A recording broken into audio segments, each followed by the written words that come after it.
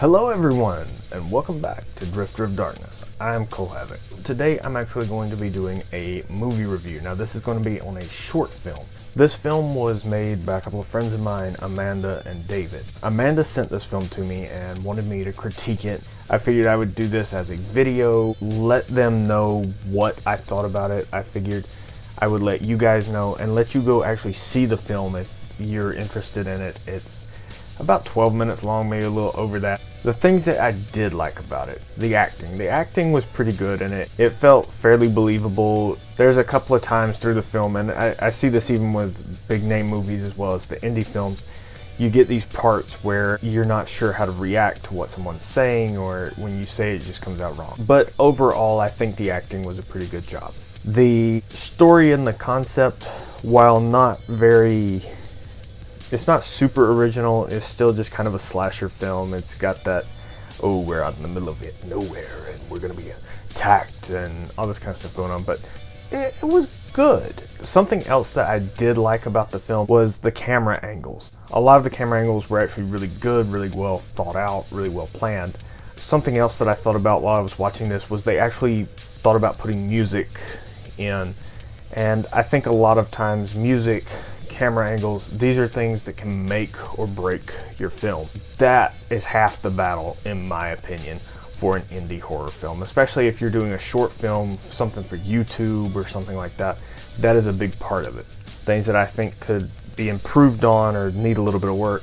Number one, your monster character, the villain. I'm sorry, I didn't feel the intimidation and the just general creep factor, either one. I'm not sure too when I was watching it, man in a suit, or if this was supposed to be like a Grim Reaper. I wasn't really sure which way you guys were going with that.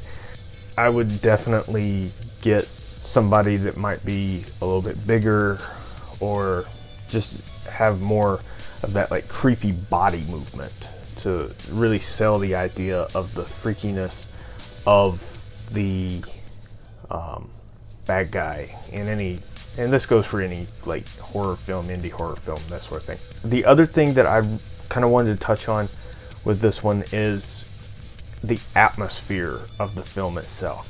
I know from personal experience, filming at night is not always an option, and it can be quite difficult, especially if you're using iPhones or even cameras that aren't really set up for low light filming, or if you don't have the proper lighting.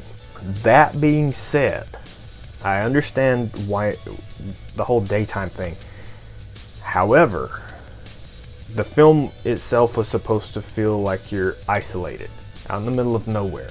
It's kind of hard to do that when the backgrounds that you're using, like around in the film itself, actually have, you can see like subdivisions, you can see houses, you can see cars, you can hear cars going on. This takes away a lot of that isolated feeling. And I'm down here. I know how hard it is to find an isolated place, especially an isolated place that you're not worried about running up on, like, you know, a rattlesnake or something in a field. I get that, but at the same time, if you're gonna make a film and you're going to try and have an isolated, my car broke down kind of feel to it, you need to be somewhere where you can at least turn the camera at certain angles and you don't see all of the houses. You don't want that sense of, oh, I want to run up to this huge group of houses, I want to be completely safe because there's like, you know, 100 people in this subdivision.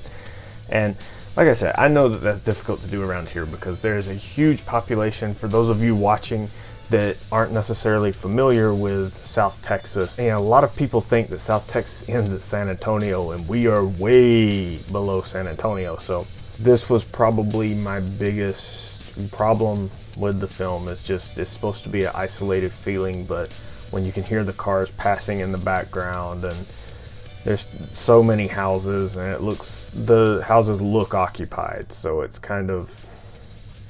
Other than that, I thought you guys did an actually pretty good job. Acting was good, music, camera angles, all that kind of stuff. All of that was pretty good. If you guys want to go check it out, I'm going to leave the link in the description below, and you can go watch it and see for yourselves what you think about it.